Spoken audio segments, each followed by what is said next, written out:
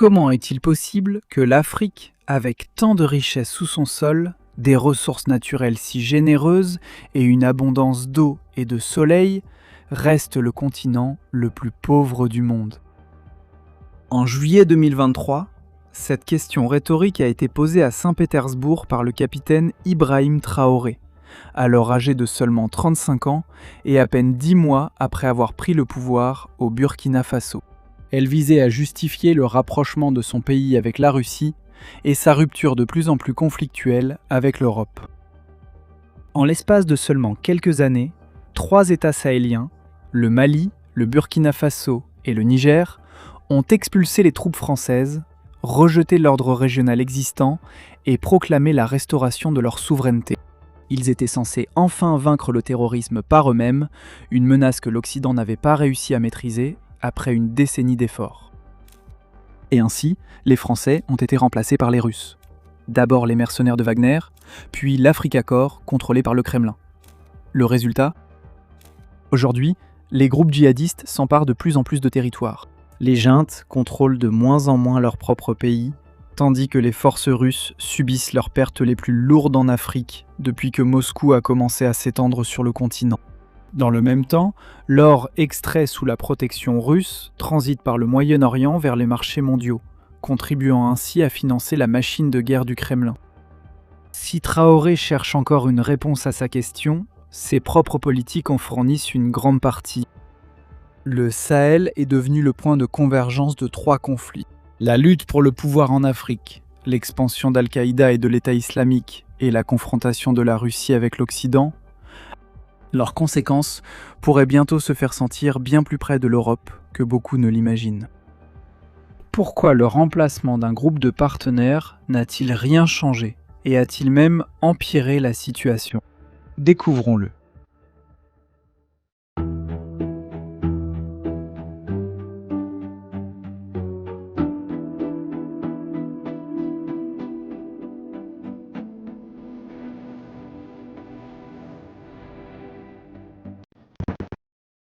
L'Alliance des États du Sahel était censée être un nouveau départ. Mais après avoir retiré les troupes occidentales, quitté la CEDEAO et s'être tourné vers la Russie, la région n'est pas plus sûre qu'avant. Les groupes djihadistes contrôlent désormais plus de territoires ruraux que jamais et avancent vers les capitales. La Russie et le GEM se combattent, mais tous deux se nourrissent de la même chose, des États défaillants et l'absence de toute stratégie internationale cohérente. Les instruments financiers comportent des risques. Investissez prudemment. Tout a commencé par une série de coups d'État, et leur rythme en dit plus que les dates elles-mêmes. Au Mali, l'armée a pris le pouvoir en août 2020. Moins d'1 an plus tard, en mai 2021, le même groupe d'officiers a renversé son propre gouvernement de transition avec le colonel Assimi Goïta, qui est devenu le dirigeant du pays. Au Burkina Faso, l'année 2022 a été marquée par 2 coups d'État à seulement 8 mois d'intervalle, l'un en janvier et l'autre en septembre. Après quoi, le pays est passé sous la direction du capitaine Ibrahim Traoré, alors âgé de seulement 34 ans. Au Niger, le gouvernement élu a été renversé en juillet 2023 et le président Mohamed Bazoum reste détenu à ce jour. 5 coups d'État réussis dans 3 pays en l'espace de 3 ans. Qu'est-ce qui a provoqué ces coups d'État ? À chaque fois, l'armée a avancé la même justification. Les politiciens civils n'arrivaient pas à contenir le terrorisme, étaient trop dépendants de Paris et étaient incapables de rétablir le contrôle sur leur propre territoire. Les nouveaux régimes ont vite découvert qu'ils avaient plus de points communs entre eux qu'avec quiconque. Leurs frontières convergent en un seul point. La région du Liptako-Gourma, où le Mali, le Burkina Faso et le Niger se rejoignent. C'était aussi là que les groupes djihadistes étaient les plus puissants. Chaque junte menait donc la même guerre contre le même ennemi, au même endroit. Les 3 étaient également isolés diplomatiquement et avaient besoin d'un partenaire qui ne demanderait pas quand les élections auraient lieu. Le premier résultat fut un pacte de défense mutuelle. En septembre 2023, les 3 régimes ont signé la charte du Liptako-Gourma, s'engageant à considérer qu'une attaque contre l'un serait traitée comme une attaque contre tous. En juillet 2024, ils sont allés plus loin, transformant cet accord en une confédération appelée Alliance des États du Sahel, ou AES en abrégé. Elle a été conçue pour coordonner non seulement la défense, mais aussi la politique étrangère et économique, avec une présidence tournante et des projets pour une monnaie commune. Ce n'est qu'après avoir mis en place cette structure que le Mali, le Burkina Faso et le Niger se sont retirés de la CEDEAO, la communauté économique des États de l'Afrique de l'Ouest, qui à l'époque rassemblait 15 pays et avait servi pendant près d'un demi-siècle comme principal arbitre politique de la région et gardienne de l'ordre constitutionnel. Leur retrait est officiellement entré en vigueur le 25 janvier. Les juntes sont restés dans le bloc d'origine avant de chercher une alternative.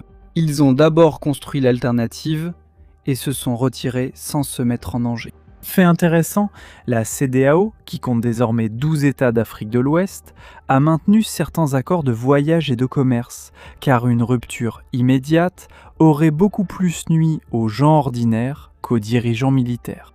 Plus important encore, cependant, après le coup d'État au Niger, la CEDEAO a menacé d'intervenir militairement. Et c'était initialement le plan. Mais l'attaque n'est jamais venue. Une organisation qui avait passé des décennies à construire son autorité en tant qu'arbitre politique de la région s'est révélée incapable de faire respecter son propre ultimatum. C'est alors que les juntes ont réalisé que partir leur coûterait moins cher qu'elles ne le pensaient. Pourtant, le retrait de la CEDEAO n'était qu'une des deux grandes ruptures, et pas la plus lourde de conséquences. Dès leur prise de pouvoir, chaque junte a exigé le départ des troupes françaises. Le Mali en 2022, le Burkina Faso début 2023 et le Niger peu après. En l'espace de 2 ans, toute une architecture sécuritaire construite sur une décennie a disparu de la région. Des bases, la puissance aérienne, le renseignement et les structures de commandement. Les juntes ont présenté cela comme un rétablissement de souveraineté. Quelle était vraiment la valeur du dispositif qu'ils ont écarté ? Pour répondre à cette question, nous devons remonter une décennie en arrière, au moment où la France est entrée au Sahel comme la solution et non comme le problème. La France est intervenue au Mali en janvier 2013 avec l'opération Serval. L'objectif immédiat était clair : arrêter les colonnes djihadistes qui avançaient vers le sud avant qu'elles n'atteignent Bamako. Et cela a fonctionné. En quelques semaines, les forces françaises ont repris Tombouctou, Gao et Kidal, démantelant les bases arrières des groupes liés à Al-Qaïda. Mais le succès militaire n'a pas abouti à un règlement politique. En 2014, Serval a donc été remplacé par l'opération Barkhane, qui s'est étendue à 5 pays : Mali, Niger, Tchad, Burkina Faso et Mauritanie. L'ampleur était considérable. À son apogée, Barkhane a déployé environ 5000 soldats français, soutenus par les armées régionales, ainsi que par des partenaires européens et américains, avec des avions de combat, des drones Reaper et tout un réseau de renseignement et de reconnaissance. Le coût annuel s'élevait à 1 milliard d'euros. C'était la plus grande opération militaire de la France en Afrique depuis la décolonisation, maintenue pendant 9 ans. Pourtant, la propagande de la junte n'était pas entièrement fabriquée. Barkhane a obtenu des succès tactiques. Des commandants ont été éliminés, du matériel détruit et la liberté de mouvement des militants a été restreinte. Rien qu'en 2020, les Français ont déclaré avoir neutralisé plus de 1200 terroristes. Et pourtant, après 9 ans d'opération, la violence au Sahel n'a pas diminué. Elle a augmenté. Considérez les données du programme de données sur les conflits d'Uppsala, l'une des plus anciennes bases de données sur les conflits au monde. En 2013, l'année où la France est intervenue, la violence organisée a tué 900 personnes au Mali, au Burkina Faso et au Niger. En 2019, ce chiffre était passé à près de 3000. En 2022, l'année où la France s'est retirée du Mali, il a dépassé les 7000. Au cours de la même période, le nombre d'incidents mortels est passé de 89 à 1300. Le Burkina Faso est un cas particulièrement frappant. En 2013, pas une seule personne dans le pays n'a été tuée dans ce type de violence. Pas une seule. Aujourd'hui, le Burkina Faso est le plus sanglant des 3 États, avec plus de 4000 morts par an et la 2e place mondiale dans l'indice mondial du terrorisme. 5000 soldats, 1 milliard d'euros par an et une décennie de présence militaire ont laissé la région moins sûre qu'elle ne l'était au départ. Les juntes pouvaient donc dire à leur société quelque chose qui semblait parfaitement raisonnable. Si les Français ne peuvent pas arrêter la violence, pourquoi devraient-ils rester? Le problème, c'est que les soldats pouvaient reprendre une ville, mais ils ne pouvaient pas remplacer l'administration de l'État, les tribunaux ou les services de sécurité locaux. Un village repris retombait sous le contrôle des djihadistes dès que la colonne militaire repartait, car rien ne restait derrière. Aucun fonctionnaire, aucun juge, aucun poste de police. Les tactiques pouvaient être efficaces, mais la stabilisation restait introuvable. Barkhane était censé rester en dehors de la politique malienne, mais cela s'est avéré impossible. L'opération est devenue un bouclier protecteur pour les élites à Bamako, qui bénéficiaient du soutien étranger sans mener de réformes significatives. Il y avait aussi un malentendu plus profond que Paris n'a jamais résolu. Les Maliens ne comprenaient pas pourquoi les forces françaises combattaient les djihadistes, mais ne s'occupaient pas des séparatistes touaregs dans le nord. Pour Bamako, c'était une seule guerre. Pour Paris, il s'agissait de deux conflits différents. Et ainsi, la propagande russe s'est engouffrée dans cette brèche, affirmant que la présence française ne servait qu'à préserver l'influence française. Finalement, la France a été ouvertement accusée de commettre un génocide contre les Maliens. Et il y avait aussi le coût humain pour la France elle-même, des dizaines de soldats tués. Un prix que les politiciens français sont encore obligés de défendre aujourd'hui. Le retrait français a mis fin à une longue campagne antiterroriste. Cela a également marqué l'effondrement d'un effort inefficace qui disposait néanmoins d'une énorme capacité militaire. La puissance aérienne, le renseignement, le transport et l'expérience du combat ont tous disparu, des capacités que les armées sahéliennes ne pouvaient pas remplacer. Le Mali a également exigé la fin de la MINUSMA, dont le mandat a expiré en 2023. La mission de l'ONU ne menait pas d'opération offensive contre le Djinim, la branche sahélienne d'Al-Qaïda, mais elle maintenait une présence dans des zones où l'État avait pratiquement disparu. Son départ a créé un nouveau vide. Le G5 Sahel s'est également effondré, un cadre de sécurité régionale réunissant le Burkina Faso, le Tchad, le Mali, la Mauritanie et le Niger, mis en place depuis 2014. Les missions de formation de l'UE sont terminées. Le Niger a également expulsé les forces américaines, coûtant à Washington sa base de drones à Agadez, le seul site du Sahara à partir duquel l'ensemble du Sahel central pouvait être surveillé depuis les airs. La base avait coûté 100 millions de dollars à construire et a été abandonnée après seulement 7 ans. L'ancien modèle était loin d'être parfait, mais il était tout de même bien meilleur que ce qui a suivi. En un sens, l'Alliance des États du Sahel a effectivement obtenu un succès politique. Les trois juntes ont survécu à la pression régionale, ont résisté ensemble aux exigences d'un retour à l'ordre constitutionnel et ont construit un récit puissant autour de la restauration de la souveraineté. La Confédération ne peut pas être rejetée comme un simple projet de propagande. Ses membres coordonnent certaines décisions, développent des forces conjointes et agissent de plus en plus ensemble dans leurs relations avec des partenaires étrangers. En 2025, ils ont créé une force conjointe de 5000 soldats. Cela ne signifie pas qu'ils ont établi un système unifié de commandement, de renseignement et de contrôle des frontières, mais cela représente tout de même un certain degré de capacité militaire. Pourtant, après le retrait français, la réalité est que l'équilibre sécuritaire est bien pire qu'il ne l'était il y a quelques années. Les juntes ont remporté le débat sur qui devait déterminer leur politique, mais les citoyens ordinaires ont perdu et l'État lui-même a perdu. Les régimes contrôlent toujours les capitales, la plupart des grandes villes et les principales bases militaires.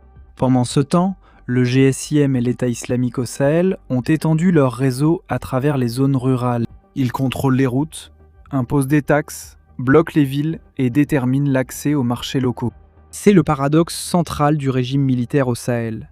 Plus les juntes clament haut et fort leur souveraineté, moins elles exercent de contrôle sur leur propre territoire.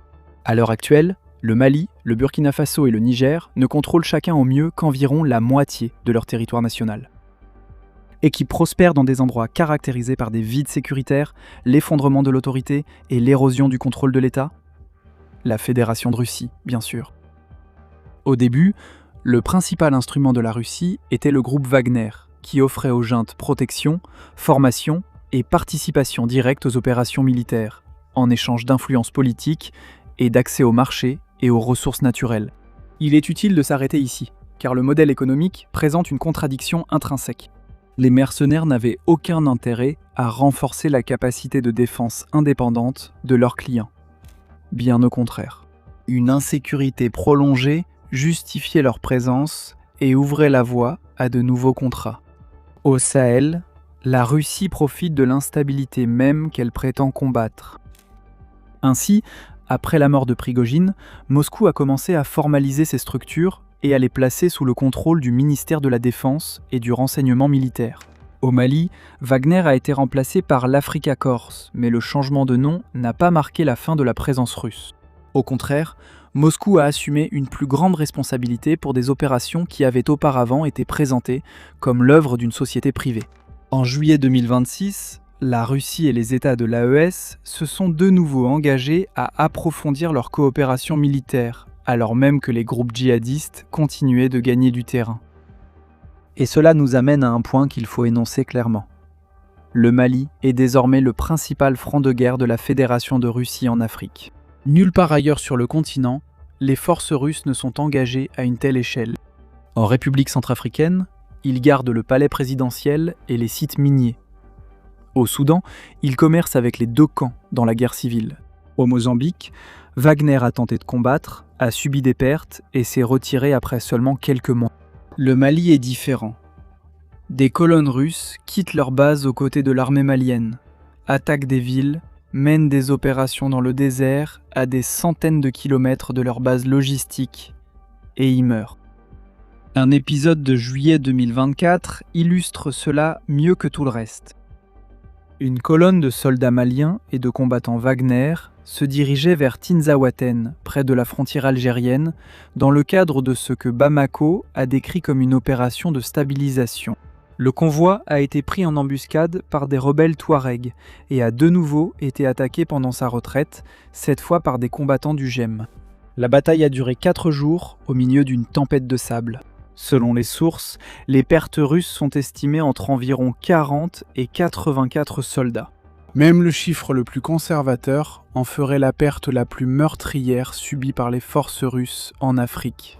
À titre de comparaison, la France a perdu 59 soldats en près d'une décennie de guerre au Mali. Un autre détail mérite d'être noté. 8 mois plus tôt, les mêmes combattants de Wagner avaient capturé Kidal aux côtés de l'armée malienne et avaient hissé leur propre drapeau sur la ville pour une photo commémorative. Pendant des mois après cela, ils se sont moqués des Touaregs sur Telegram. Parmi ceux qui ont été tués près de Tinzaouaten se trouvait l'homme qui gérait cette chaîne Telegram. Puis, au printemps 2026, une offensive coordonnée du Djinim et des rebelles Touaregs a infligé de nouvelles pertes importantes aux forces maliennes et russes, tandis que l'Africa Corps confirmait son retrait de Kidal. La portée symbolique du lieu est difficile à ignorer. Kidal était l'une des villes reprises par les forces françaises en 2013 au début de l'opération Serval. 13 ans plus tard, les troupes russes, amenées pour faire mieux, l'abandonnaient à leur tour. Le Mali est donc devenu un test de la crédibilité russe. Si Moscou ne parvient pas à stabiliser le pays où elle est le plus engagée et dont elle a officiellement assumé la responsabilité depuis 2023, elle aura du mal à présenter son modèle comme une alternative plus efficace à l'Occident, non seulement au Sahel. La Russie peut fournir des armes, des munitions, des hélicoptères et des instructeurs. Elle peut mener des opérations brutales et aider à défendre des bases clés. Mais elle ne peut pas remplacer un État fonctionnel. Pire encore, la violence contre les civils, en particulier les communautés Tani et Touareg, pousse davantage de personnes à chercher protection ou vengeance auprès de groupes armés. Ces dernières années, les forces de sécurité du Mali et du Burkina Faso ont été responsables de plus de morts civiles que les djihadistes, tandis que l'utilisation de drones turcs par l'armée malienne a également coïncidé avec une augmentation des frappes contre les civils. Il semble donc que la Russie soit en train de perdre au Sahel. Mais la vraie question est différente. Qu'est-ce que Moscou considère comme une victoire au Mali ? Si le critère est la sécurité nationale, alors oui, le bilan est désastreux. Mais si le critère est l'influence dans la capitale, l'accès aux mines et les revenus qui affluent vers l'Est, alors la Russie exécute sa stratégie presque parfaitement.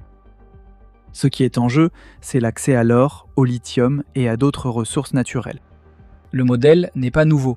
La Russie l'a développé plus tôt en République centrafricaine et au Soudan, en combinant des services militaires avec des concessions minières, la sécurité des mines, le contrôle des routes de transport et l'intermédiation sur les marchés d'exportation. Moscou n'a pas besoin de posséder le gisement directement. La propriété formelle attire l'attention et peut être visée par des sanctions.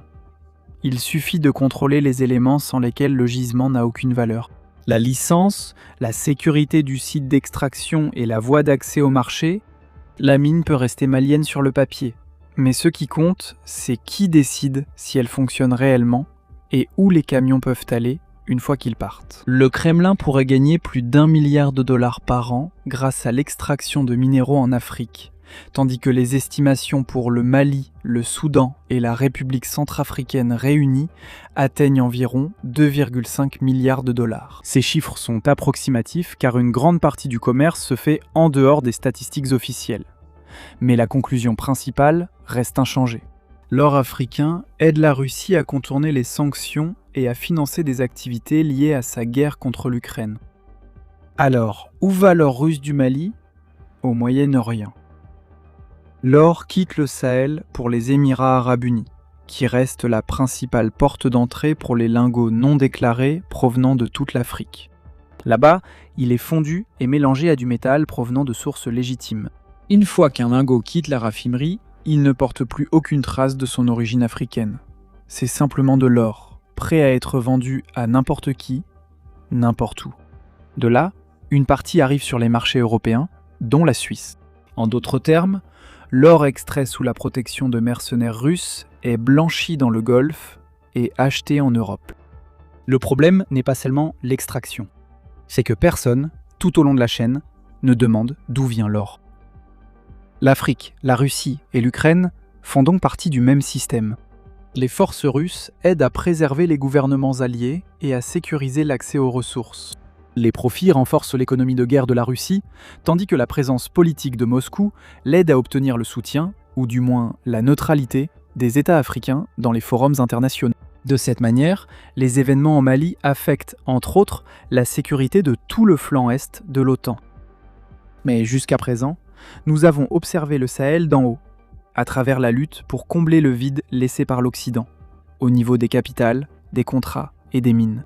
Mais il y a d'autres forces qui opèrent à l'intérieur de ce vide, venant par une voie complètement différente, non pas par les politiques présidentielles, mais par les villages, les marchés et les routes pastorales. Et contrairement aux Russes, ces acteurs n'ont pas besoin de convaincre qui que ce soit qu'ils sont en train de gagner. Il suffit de regarder la carte. Cependant, pour comprendre à quoi nous avons affaire, nous devons remonter bien plus loin dans l'histoire récente. Revenons à la guerre civile en Algérie dans les années 1990. L'une des factions les plus radicales du conflit, le groupe salafiste pour la prédication et le combat, a été vaincue par l'armée algérienne, et elle s'est réinventée en 2007 comme la branche régionale d'Al-Qaïda, adoptant le nom d'Al-Qaïda au Maghreb islamique. Repoussé hors d'Algérie, le groupe a déplacé ses opérations vers le sud, exploitant le chaos qui a suivi la chute de Kadhafi et le vide de pouvoir dans tout le Sahara malien. En 2012, des militants islamistes y ont proclamé leur propre émirat. Un an plus tard, l'opération Serval menée par la France a brisé l'émirat. Mais l'organisation n'a pas été détruite, elle a été fragmentée. Ces groupes constitutifs ont survécu pendant 4 ans sous une forme dispersée avant de se rassembler en mars 2017 sous une seule bannière, la Jamaat Nusrat al-Islam wal Muslimin, ou le groupe de soutien à l'islam et aux musulmans. Elle a réuni Ansar Dine, le Front de libération du Massina, Al-Morabitoun et les branches sahariennes d'AQMI. 2 événements ont directement provoqué cette confrontation. La guerre prolongée contre la France et l'émergence d'un rival régional sous la forme de l'État islamique. Aujourd'hui, le JNIM est l'organisation la plus importante d'Al-Qaïda dans le centre du Sahel. Le Centre national américain de lutte contre le terrorisme estime qu'il compte au moins 6000 membres opérant du nord du Mali jusqu'aux zones frontalières du Bénin et du Togo. 6000 combattants, cela peut sembler peu. L'armée malienne, à elle seule, est plusieurs fois plus nombreuse, Et une fois que les forces du Burkina Faso, du Niger et de la Russie sont incluses, l'avantage numérique de l'État semble écrasant. Alors, qu'est-ce qui explique l'efficacité de JNIM ? La réponse est que JNIM n'est pas une seule armée, mais une fédération. Dès le départ, il a conservé une structure décentralisée, et c'est là sa plus grande force. Chaque composante opère sur son propre territoire, en s'appuyant sur sa propre compréhension des conflits locaux. La plus active est la Katiba Massina, qui a étendu son influence à travers le centre et le sud du Mali, en s'insérant dans le conflit séculaire entre les éleveurs et les agriculteurs. Dans le nord du Burkina Faso, Ansarul Islam joue un rôle similaire. Plus à l'est, d'autres branches favorisent l'expansion vers le Niger, le Bénin et le Togo.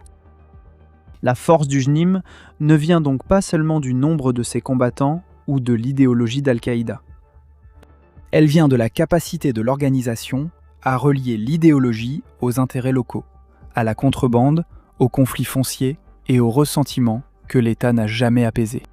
Al-Qaïda fournit la bannière et l'argent. Le Sahel fournit le reste. C'est pourquoi il serait une erreur de mesurer le succès du JNIM par le nombre de capitales ou de grandes villes qu'il capture. Le JNIM n'a pas besoin de s'emparer de Bamako, Ouagadougou ou Niamey. Il peut encercler de petites villes, détruire les infrastructures, bloquer les livraisons de carburant et forcer les garnisons militaires à rester derrière les murs de leur base. L'État peut officiellement conserver le contrôle d'une ville sans contrôler ni les routes qui y mènent, ni les villages environnants. Pour la même raison, une diminution du nombre d'attaques n'indique pas toujours une amélioration.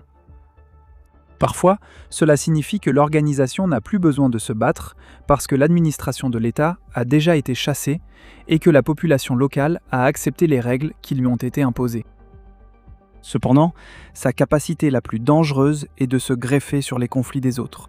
Prenez les Peuls, des éleveurs nomades répartis à travers le Sahel qui sont en conflit avec les agriculteurs sédentaires pour l'accès à la terre et à l'eau depuis des décennies.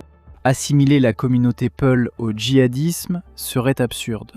Mais le JNIM recrute parmi ceux qui se sentent menacés par l'armée, les milices locales ou les communautés voisines. Il n'a pas besoin de les convaincre d'adhérer au djihad mondial, il doit seulement être le seul acteur à offrir une protection. Il en va de même pour les Touaregs. Les séparatistes du Nord ne font pas partie d'Al-Qaïda et recherchent quelque chose de totalement différent. Un État à eux, pas un califat. Cependant, sous certaines conditions, ils sont capables de se coordonner avec le JNIM contre un ennemi commun. Nous avons vu cela lors de l'offensive de 2026, la même campagne après laquelle les forces russes se sont retirées de Kidal. C'est précisément ce qui rend le conflit au Sahel si difficile. Les juntes ont présenté cela comme une lutte simple entre l'État et les terroristes. En réalité, il s'agit d'un ensemble de conflits qui se chevauchent autour du pouvoir, des terres, des droits de pâturage, des ressources naturelles et de l'avenir du nord du Mali. Une opération brutale peut tuer des dizaines de militants, mais si elle détruit aussi un village et tue des civils, elle pose les bases de la prochaine vague de recrutement. La technologie devient également un facteur. Depuis 2023, le JNIM développe ses propres capacités de drones, utilisant du matériel civil peu coûteux, modifié pour la reconnaissance et le largage d'explosifs, et coordonne des attaques aériennes avec des assauts au sol. Mais le JNIM n'est pas la seule grande organisation radicale opérant au Sahel. L'autre est l'État islamique au Sahel, actif principalement dans la région des trois frontières où le Mali, le Niger et le Burkina Faso se rejoignent. Il faut préciser dès le départ que les deux groupes ont peu de choses en commun, en dehors d'un ennemi commun. Ils se disputent le territoire, les populations locales et les routes commerciales, et leurs affrontements entre eux ont parfois été plus sanglants que leurs combats contre les forces gouvernementales. Les considérer comme un seul bloc serait donc profondément trompeur.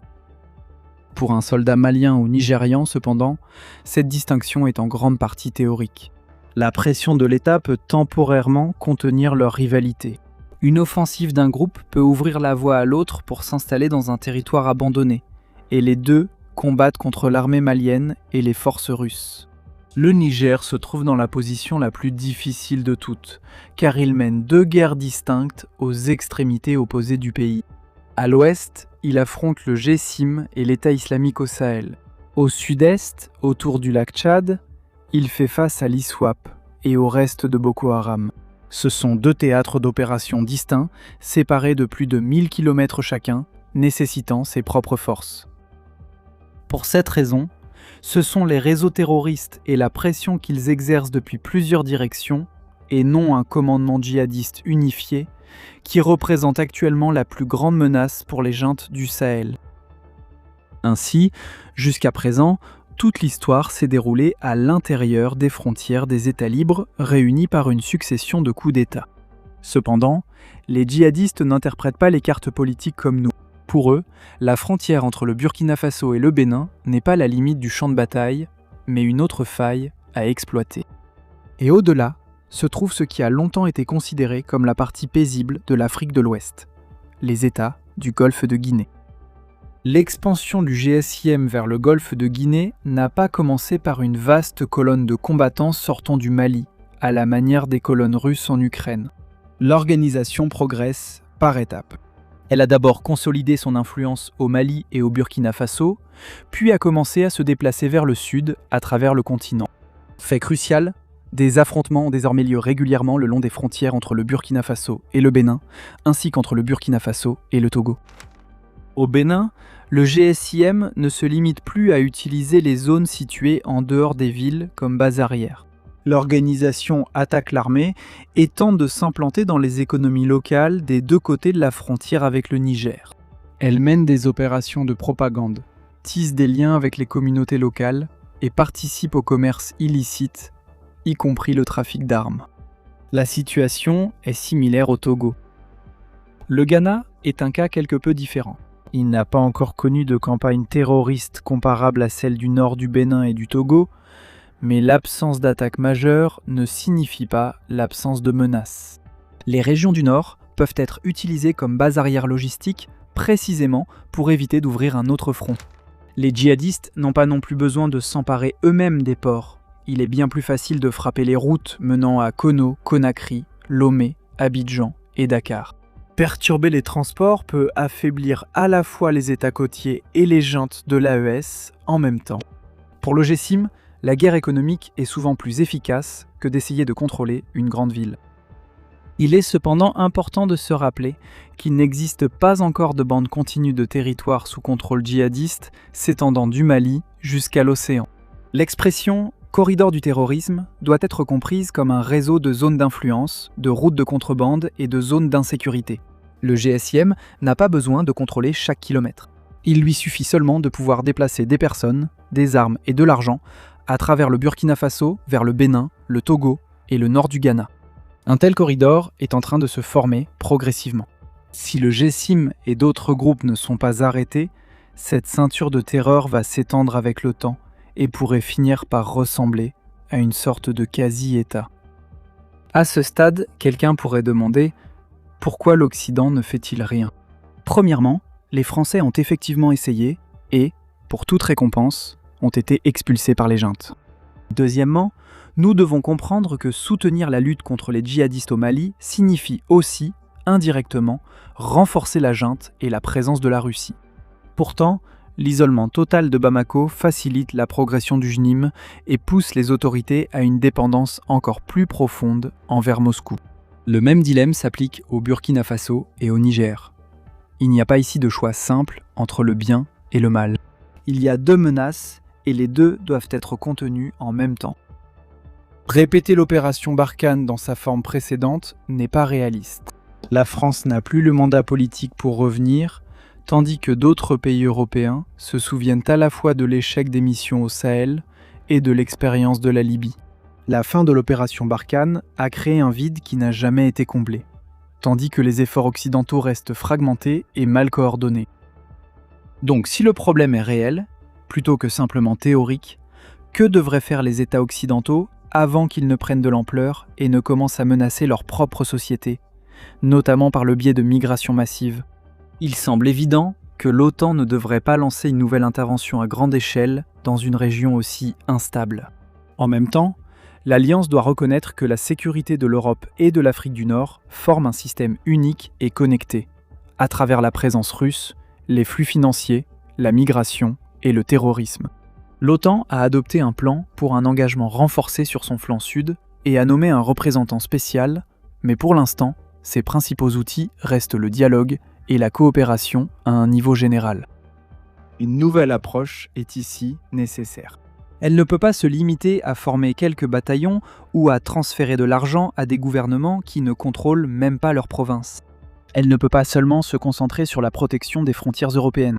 Le Sahel a besoin d'un soutien en matière de renseignement, de corridors de transport sécurisés et de capacités aériennes, mais aussi de la reconstruction de l'administration locale, des tribunaux, des écoles et des économies.